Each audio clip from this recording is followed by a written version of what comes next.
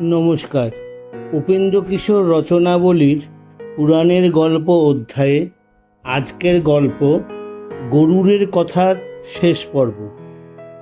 তারপর ব্রাহ্মণ গরুরকে ধন্যবাদ দিয়া সেখান হইতে যাত্রা করিল।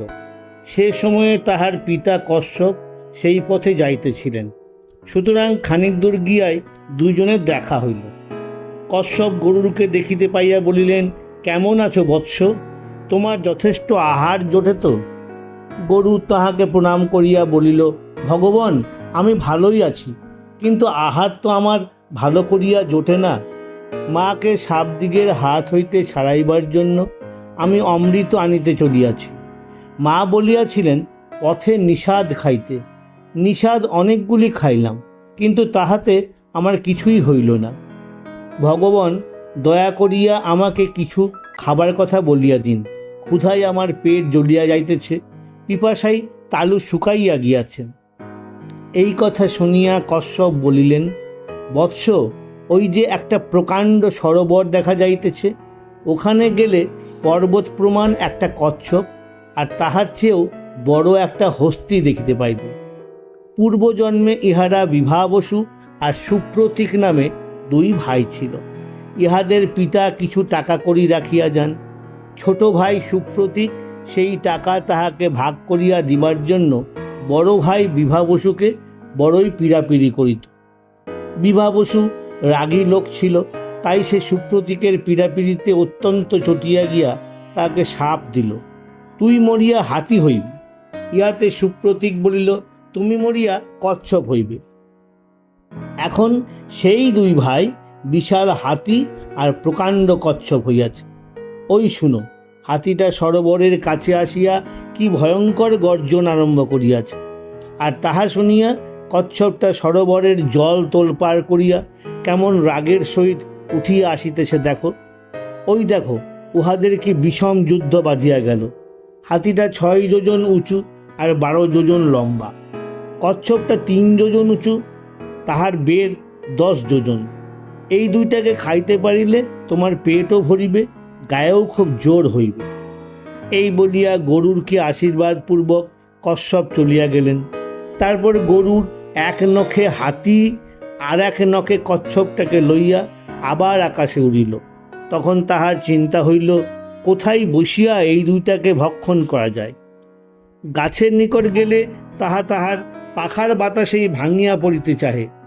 অনেকক্ষণ পর্যন্ত এমন একটা গাছ খুঁজিয়া পাওয়া গেল না যাহার ওপর গিয়া বসিতে ভরসা হয়। তারপর অনেক দূরে অতিশয় প্রকাণ্ড কতকগুলি গাছ দেখা গেল। তাহাদের মধ্যে একটা বট গাছ ছিল। তাহা এতই প্রকাণ্ড যে তাহার একটা ডাল 100 যোজন লম্বা। গাছটি যেমন বড় তেমনই ভদ্র। সে গরুরকে ডাকিয়া বলিল, গরুর, আমার এই ডালে বসিয়া তুমি গজকচ্ছপ আহার করো। গাছের কথায় গরুর তাহার ডালে বসিবা মাত্র ঘোরতর মটমট শব্দে ডাল ভাঙিয়া পড়িল। যাহা হোক, গরুর ডালটিকে মাটিতে পড়িতে দিল না। সে দেখিল যে পিঁপড়ের ন্যায় ছোট ছোট অনেকগুলি মুনি মাথা নিচু করিয়া বাদুড়ের মতো সেই ডালে ঝুলিতেছেন। ইহারা সেই বালখিল্য মুনি, ইহারা ওইভাবে তপস্যা করিতেন। ইহাদিগকে দেখিয়া গরুরের বড় ভয় আর চিন্তা হইল, কেননা ডাল মাটিতে পড়িলে আর ইহাদের কেহ বাঁচিয়া থাকিতেন না। সুতরাং সে 2 পায়ে হাতে আর কচ্ছপ আর ডালটিকে ঠোঁটে লইয়া আবার আকাশে উড়িল। এইরূপ বিশাল বোঝা লইয়া বেচারা ক্রমাগত উড়িতেছে, কোথাও বসিবার জায়গা পায় না।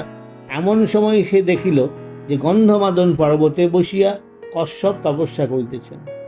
কশ্যপ তাহার অবস্থা দেখিয়া বলিলেন, বৎস, করিয়াছ কি? ওই ডালে বালখিল্যগণ রহিয়াছেন, উহারা যে তোমাকে এখনই সাপ দিয়া ভস্ম করিবেন। তারপর তিনি বালখিল্যদিগকে বলিলেন, আপনারা অনুগ্রহ করিয়া গরুরকে অনুমতি দিন, সেই হাতিটাকে আর কচ্ছপটাকে খাইলে লোকের উপকার হইবে। এ কথায় বালখিল্যগণ গরুরের উপর সন্তুষ্ট হইয়া সেই ডাল ছাড়িয়া হিমালয়ে চলিয়া গেলেন। তারপর গরুর কশ্যপকে বলিল, ভগবান, এখন এই ডাল কোথায় ফেলি? ইহাতে কশ্যপ একটা পর্বতের কথা বলিয়া দিলেন। সে পর্বতে জীব জন্তু কিছুই নয়, উহার আগাগোড়া কেবল বরফে ঢাকা। সেই পর্বতে ডাল ফেরিয়া গরুর গজকচ্ছপ ভক্ষণ করিল। তারপর যখন গরুর আবার নতুন বলের সহিত অমৃত আনিতে যাত্রা করিল, তখন তাহাকে দেখিয়া দেবগণ বড়ই চিন্তিত হইয়া পড়িলেন। ইন্দ্র বৃহস্পতিকে বলিলেন, ওটা কি আসিতেছে? বৃহস্পতি বলিলেন, কশ্যপের পুত্র গরুর অমৃত লইতে আসিতেছে, আর তাহা লইয়াও যাইবে। বৃহস্পতির কথায় তখনই এই বলিয়া অমৃতের প্রহরী দিকে তাড়া পড়িল। ভয়ঙ্কর একটা পক্ষী অমৃত লইতে আসিতেছে, সাবধান, সে যেন তাহা চুরি করিতে না পারে। কেবল প্রহরীদিগকে সতর্ক করিয়াই দেবতাগণ সন্তুষ্ট রহিলেন না। তাহারা নিজেরাও অস্ত্রশস্ত্র লইয়া অমৃত রক্ষার জন্য প্রস্তুত হইলেন। ইন্দ্র বজ্র হাতে এবং অন্যান্য দেবতারা অসি, চক্র, ত্রিশূল, শক্তি, পরিঘ প্রভৃতি ভয়ঙ্কর অস্ত্র লইয়া অমৃতে চারিদিকে দাঁড়াইলে বাস্তবিকই তাহাদিওকে অতি ঘোরতর দেখা যাইতে লাগিল। কিন্তু গরুর যে কতখানি ভয়ানক দূর হইতে দেবতারা ভালো করিয়া বুঝিতে পারেন নাই। সুতরাং সে কাছে আসিয়া উপস্থিত হইলে তাহারা মাথা ঠিক রাখিতে না পারিয়া নিজেরাই কাটাকাটি করিতে লাগিলেন। এদিকে গরুর বিশ্বকর্মা বেচারাকে সামনে পাইয়া চক্ষের পলকে তাহার দুর্দশার এক শেষ করিয়া দিল। বেচারা কারিগর লোক, যুদ্ধ করিবার অভ্যাস নয়, তথাপি তিনি কিছুকাল ভয়ানক যুদ্ধ করিয়াছিলেন, কিন্তু শেষে অজ্ঞান হইয়া গেলেন। অপরদিকে গরুরের পাখার বাতাসে ধুলো উড়িয়া অন্যান্য দেবতাদিগেরও অজ্ঞান হইতে আর বেশি বাকি নাই। অমৃতের প্রহরীদিগের চক্ষু ও ধুলায় অন্ধ হইয়া যাইবার গতিক হইয়াছে। এমন সময় পবন আসিয়া ধুলা উড়াইয়া দিলে দেবতারা সাহস পাইয়া গরুরকে আক্রমণ করিলেন। কিন্তু তাহাদের অস্ত্রের ঘায়ে গরুর কিছুমাত্র কাতর না হইয়া পাখার ঝাপটে তাহাদিগকে উড়াইয়া ফেলিতে লাগিল। ইহাতে তাহাদের নানা রকম দুর্গতি হওয়ায় তাহারা অমৃতের মায়া ছাড়িয়া দিয়া উৎসাহের সহিত পলায়ন করিতে আরম্ভ করিলেন। গন্ধর্ব ও সাধ্যগণ পলাইলেন পূর্ব দিকে, রুদ্র ও বসুগণ দক্ষিণ দিকে, আদিত্যগণ পশ্চিম দিকে, আর অশ্বিনী কুমার দুই ভাই উত্তর দিকে। তারপর 9 জন যক্ষ আসিয়া দেখিল যে উহা ভয়ঙ্কর আগুন দিয়ে ঘেরা। সেই আগুনের শিখায় আকাশ ছাইয়া গিয়াছে। গরুর যেমন ইচ্ছা তেমনই চেহারা করিতে পারিত। সুতরাং সেই আগুন নিবাইবার জন্য সে তাহার একটি মাথার জায়গায় 8100টা মাথা করিয়া ফেলিল।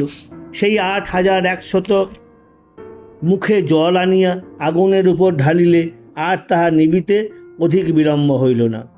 আগুন নিবিলে দেখা গেল যে একখানি খুরের মতো ধারালো লোহার চাকা বনবন করিয়া অমৃতের ওপর ঘুরিতেছে।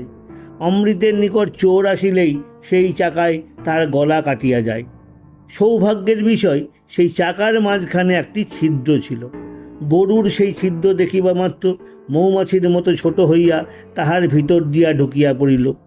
ঢুকিয়া তাহার বিপদ বাড়িল কি কমিল তাহা বলা ভারী শক্ত। সেই চাকার নিচেই এমন ভয়ঙ্কর 2টা সাপ ছিল যে তাহাদের মুখ দিয়া আগুন আর চোখ দিয়া ক্রমাগত বিষ বাহির হইতেছিল। তাহারা একটি বার কাহারও পানে তাকাইলেই সে ভস্ম হইয়া যাইত। কিন্তু গরু তাহাদিগকে তাকাইবার অবসর দিলে তো? সে তাহার পূর্বেই ধুলা দিয়া তাহাদের অন্ধ করিয়া দিয়াছিল। ধুলোর কাছে সাপেরা নাকি বড়ই জব্দ থাকে, বাছাদের চক্ষে পলক পড়ে না, কাজেই ধুলা ছুড়িয়া মারিলেই সর্বনাশ হয়। গরুর যেই দেখিল যে সাপগুলি তাহাদের চোখ লইয়া বিপদে পড়িয়াছে, অমনি সে তাহাদিগকে খণ্ড খণ্ড করিয়া ফিরিয়া ফেরিল। তখন আর তাহার অমৃত লইয়া যাইতে কোনো বাধা রহিল না। গরুর অমৃত লইয়া আকাশে ছুটিয়া চলিয়াছে। এমন সময় নারায়ণের সহিত তাহার দেখা হইল। নারায়ণ তাহার বীরত্ব দেখিয়া অতিশয় সন্তুষ্ট হইয়াছিল। সুতরাং তিনি তাহাকে বলিলেন, তুমি আমার নিকট বর লও, আমি তোমাকে বর দিব। এ কথাই গরুর বলিল, আমি অমর হইতে আর তোমার উঁচুতে থাকিতে চাহি, আমাকে সেই বর দাও। নারায়ণ বলিলেন, আচ্ছা, তাহাই হইবে। তারপর গরুর নারায়ণকে বলিল, তোমাকেও আমার বড় ভালো লাগিয়াছে, তাই আমিও তোমাকে বর দিব। তুমি কি বর চাহ? নারায়ণ বলিলেন, তুমি আমার বাহন হইলে তো সুবিধা হইত, কিন্তু তোমাকে যে বর দিয়াছি তাহাতে তো আর তোমার উপরে চড়িবার উপায় থাকে নাই। কাজেই তুমি আমার রথের চূড়ায় বসিয়া থাকিবে, আর জিজ্ঞাসা করিলে বলিবে যে তুমি আমার বাহন। গরুর বলিল, তথাস্তু। এই বলিয়া সে সবে মাত্র অমৃত লইয়া ছুটিয়া চলিয়াছে। এমন সময় ইন্দ্র তাহাকে বধ করিবার জন্য বজ্র ছুড়িয়া মারিলেন, কিন্তু তাহাতে তাহার কিছুই হইল না। তখন সে মনে মনে ভাবিল, এত বড় একটা অস্ত্র, এত বড় মুনির হাড় দিয়া তাহা প্রস্তুত হইয়াছে, আর জগতে তাহার এত বড় নাম, এমন একটা অস্ত্র বৃথা হইলে তো বড় লজ্জার কথা হয়। সুতরাং ইহার জন্য আমার কিছু ক্ষতি হওয়া উচিত হইতেছে। এই ভাবিয়া সে তাহার শরীর হইতে একখানি পালক ফেলিয়া দিয়া ইন্দ্রকে বলিল, এই নিন, আমি আপনার অস্ত্রের মান রাখিয়া গেলাম। ইন্দ্র তো তাহা দেখিয়া একেবারে অবাক। তিনি তখন গরুরের সহিত বন্ধুতা করিবার জন্য ব্যস্ত হইলেন। তাহা দেখিয়া গরুরও তাহার উপর খুব সন্তুষ্ট হইল। তখন ইন্দ্র বলিলেন, ভাই, অমৃত যাহারা খাইবে তাহারাই অমর হইয়া আমাদের উপর অত্যাচার করিবে।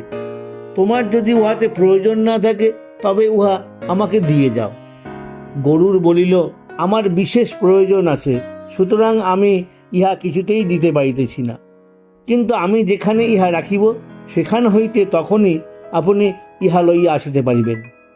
ইহাতে ইন্দ্র যার পরনায় সন্তুষ্ট হইয়া গরুরকে বর দিতে চাহিলে সে বলিল, সর্পগণ আমার মাতাকে বড়ই কষ্ট দিয়াছে, সুতরাং আমাকে এই বর দিন যে সাপেরা আমার খাদ্য হইবে, তাহাদের বিষে আমার কিছুই হইবে না।